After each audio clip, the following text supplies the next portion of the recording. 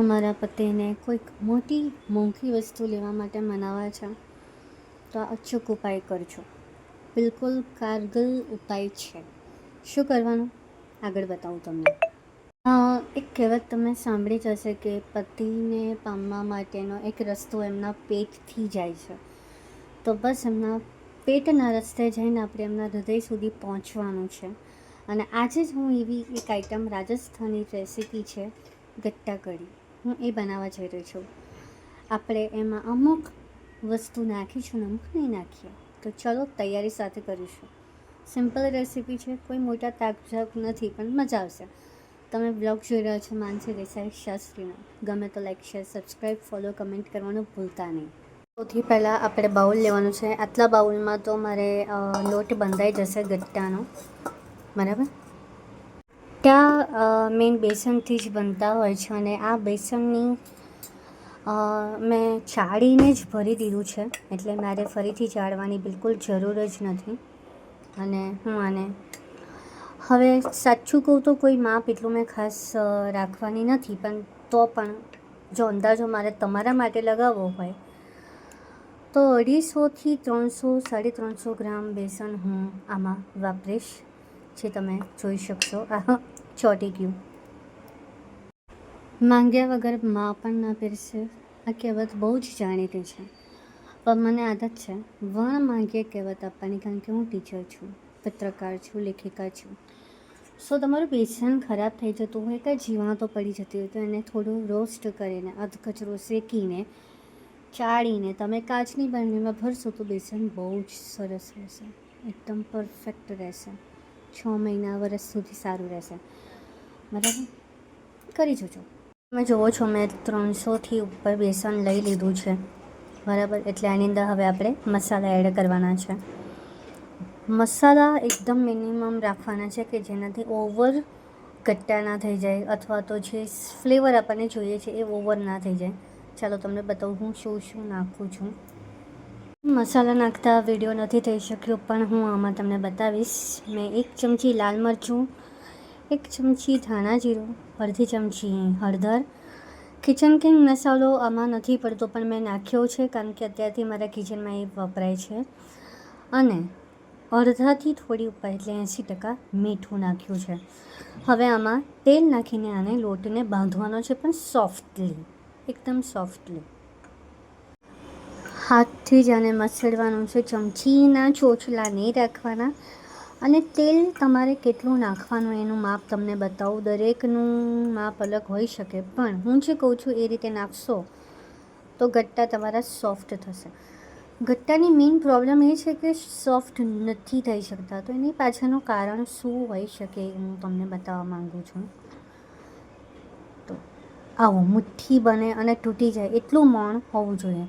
મને હજુ પણ આમાં મોણ ઓછું લાગે છે, એટલે હજુ હું અંદર ઉમેરીશ. જુઓ, આવા ગટ્ટા થવા જોઈએ.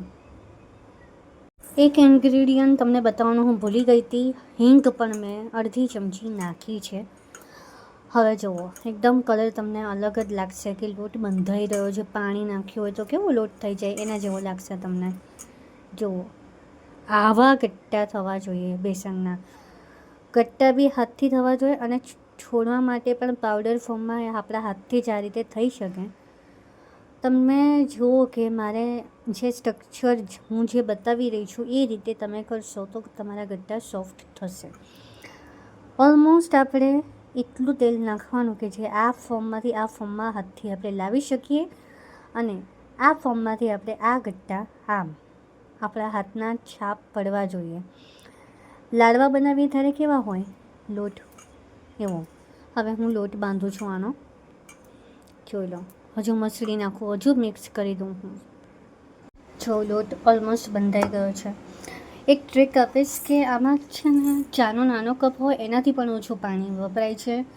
બીજું, લોટ બાંધતા પહેલાં વાડકાને તેલથી ગ્રીસ કરીને હાથને અમે તેલથી એટલે તેલ લગાવી દેવું હાથમાં, નહીં તો લોટ બંધાશે જ નહીં. બસ અમે આને ઓર મસળવાનો છે 10 મિનિટ સુધી, અને પછી એને રેસ્ટ આપવાનો છે બીજી 10 મિનિટ માટે. આપણે કેવો લોટ બાંધવો જોઈએ બતાવો, આવો એકદમ સોફ્ટ. મથી લો તો જ તમારા ગટ્ટા ઢીલા થશે, નહીં તો નહીં થાય. છો ને તમે અવાજ આવે છે કેવો આવો. સો આ ખાસિયત છે લોટની. બરાબર, તેલ લગાવી દીધું છે. હવે હું આને 10 મિનિટ હજુ મસળીશ, પછી એને ઢાંકી દઈશ. તો ગટ્ટાનું આખો 10 મિનિટમાં હવે વાસણ પણ ધોઈ કાઢ્યા છે. હવે આપણે એને સ્ટીમ કરવાના છે. સ્ટીમ નહીં પણ પાણીમાં એને એ કરવાના છે. આ ગટ્ટા આપણે 2 થી 3 પ્રકારમાં કરી શકીએ, એક બાફીને, એક તળીને. બરાબર, તો હું આને પાણીમાં એ કરવાની છું. ચલો બતાવું. ગટ્ટાને આપણે સ્ટીમ કરવાના છે પાણીની અંદર. તમે એક રીત તો ઓલરેડી જોઈ છે, હું તમને નવી બીજી રીત આપીશ. પાણીને આપણે થોડું ગરમ કરવાનું છે, બરાબર, અને પછી આની અંદર ગટ્ટા નાખી દેવાના છે. નોનસ્ટિક હું વાપરી રહી છું, એ ધ્યાન આપજો. અમારા હાથમાં જે છે એ તમે લુયો જોઈ રહ્યા છો. અંદર નાખ્યા પછીનો તમે કલર ચેન્જ થશે. નાખ્યા પછી 10 મિનિટ રાખવાનું છે. આપણે સ્ટીમ કરવા માટે આને ઢાંકી દઈશું. મેં આ મૂક્યા ગટ્ટા, તો હું ડુંગળી મેં સમારી લીધી છે. એક જ મોટી ડુંગળી લીધી છે. આ એક કદાચ બાકી રહી ગયું છે. મેં સરસ છાશ પેણીમાં કાઢી લીધી છે. ગટ્ટા થઈ ચૂક્યા છે સરસ મજાના. તમને એમની સાઇઝ ફૂલેલી લાગશે, કલર પણ ચેન્જીસ લાગશે તમને. જોઈ લો બરાબર, જોઈ શકો છો ગટ્ટા આખા મોટી સાઇઝના થઈ ચૂક્યા છે. આને ઠંડા કરવાના છે. રહી વાત આ પાણીની, જો તમે ગટ્ટાનું શાક બનાવતો હોય તો આ પાણીને યુઝ કરી શકો છો, અથવા તો ગટ્ટાનું શાક આપણે બનાવીએ, કઢી બનાવીએ, તો ભાત પણ બનાવતા હોય રાઈસ, એમાં પણ આ પાણી યુઝ કરી શકો છો. પણ મારે કઢી બનાવવાની છે એટલે હું એની સાથે રાઈસ નથી બનાવવાની, એટલે આ પાણીને તમે પી શકો, પણ હું ફેંકી દેવાની છું, એ ક્લિયર તમને કહું છું.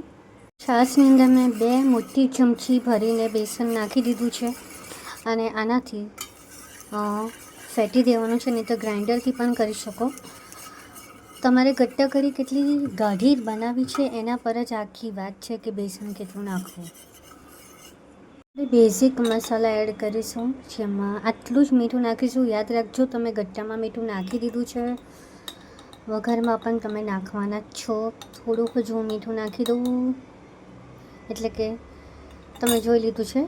અડધી ચમચી મેં મીઠું નાખી દીધું છે. આપણે એ જ પેનને ધોઈને તેલ નાખી દીધું છે. કઢી આપણે બનાવી રહ્યા છે, વઘાર કરી રહ્યા છે. જીરું નાખી રહી છું. આ સાથે આપણે બધા જ ખડા મસાલા નાખી દઈશું અને એને સાતળીશું.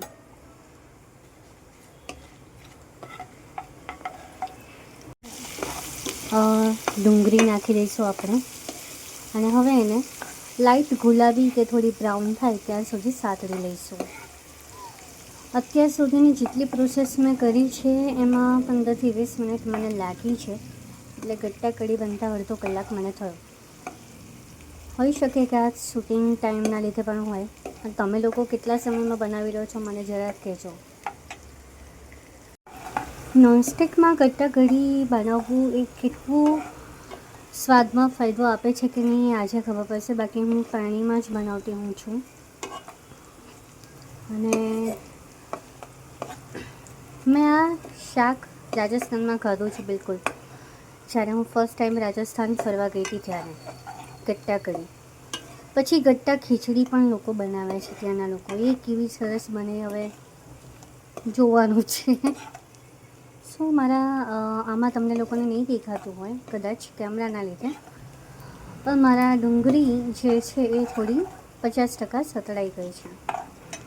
આપણે કોઈ જ મસાલો નાખવાનો નથી, મીઠું નથી નાખવાનું, કારણ કે ગટ્ટા અને છાશનું જે મેં ગ્રેવી તૈયાર કરી છે કઢીની, એમાં આપણે ઓલરેડી એ વસ્તુ નાખી છે. હવે આ સતળાઈ જાય પછી આપણે આદુ મરચાંની પેસ્ટ નાખી દઈશું. એ નાખતા ઓલમોસ્ટ કદાચ 7 મિનિટ થઈ શકે, 5-7 મિનિટમાં નાખવાનું આવી જાય. તમે જોઈ શકો છો ક્વોન્ટિટી કેવી છે આદુની મરચાંની, કારણ કે અમારે ત્યાં તીખું ખાય છે. ઓલમોસ્ટ આપણે લાલ મરચું અને લીલું મરચું બંનેનો ઉપયોગ કર્યો છે. આપણે સ્પાઇસીસ પણ એટલા જ નાખ્યા છે, પણ રાજસ્થાનની રીતે જો બનાવવું હોય તો આ એકદમ તીખી ચટપટી નહીં પણ તીખી વાનગીમાંથી આવે છે. હવે આને સાતળવામાં 2 મિનિટ લાગશે. કઢી નાખી દીધી છે છાશ અને બેસનનો ઘોલ. જ્યાં સુધી એક ઉભરો નહીં આવે ત્યાં સુધી આને હલાવ કરતા રહેવાનું છે, નહીંતર ફાટી જશે. એક જ દિશામાં એક જ એમાં હલાવ કરજો. તમને તીખાશ દેખાતી હશે ઉપર, પણ વિશ્વાસ કરજો કઢી બહુ સરસ બને. આમ કઢી પણ તમે બનાવી શકો. હવે આનો ઉભરો ના આવે ત્યાં સુધી તમારે હલાવ કરવાનું છે. આમાં હું થોડું હળદર પણ નાખી દઈશ, પણ એક ઉભરો આવ્યા પછી જ હળદર હું નાખીશ. હા, આમાં તમે છાશ, જ્યારે મેં બેસનને અને છાશને મિક્સ કર્યા ત્યારે પણ હળદર નાખી શકતી હતી, પણ એનો સ્વાદ થોડો કઢીમાં આવી જાય એટલે મને નથી ગમતું. મેં હળદર નાખી દીધી છે અને હવે હું ગટ્ટા નાખી રહી છું. ઠંડા થઈ ગયા બાદ તમે જ્યારે ગટ્ટાને કાપશો ત્યારે આપોઆપ તમને ખબર પડી જ જશે કે તમારા ગટ્ટા સોફ્ટ થયા છે કે નથી થયા. અને બાય ચાન્સ કદાચ સોફ્ટ ના થાય તો કઢીમાં નાખ્યા પછી પણ સોફ્ટ થઈ શકે છે, એટલે ગભરાવાની જરૂર નથી. ઓલમોસ્ટ મારી ગટ્ટા કઢી હવે પરફેક્ટલી તૈયાર થઈ ચૂકી છે. બસ હવે હું ભાખરી બનાવી દઈશ.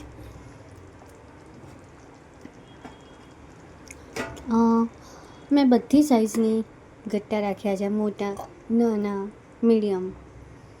ધાણા નથી મારી પાસે અત્યારે, એટલે નહીં તો ધાણા પણ હોતે. જોઈને તમને કેવું લાગી રહ્યું છે જણાવજો, બરાબર? સુગંધ તો સારી આવે છે. બસ તો ગટ્ટા કઢી બનાવતા મને ઓલમોસ્ટ 25 મિનિટ થઈ છે. બધી તૈયારીઓ કરતાં મેં બ્લોગ શૂટ હતી તૈયારી કરતાં મને 25 મિનિટ થઈ છે. હવે રિવ્યૂ સખાજી આપશે કે કેવી બની. તમને રેસીપી સારી લાગે તો લાઈક, શેર, સબસ્ક્રાઈબ કરવાનું બિલકુલ ભૂલતા નહીં.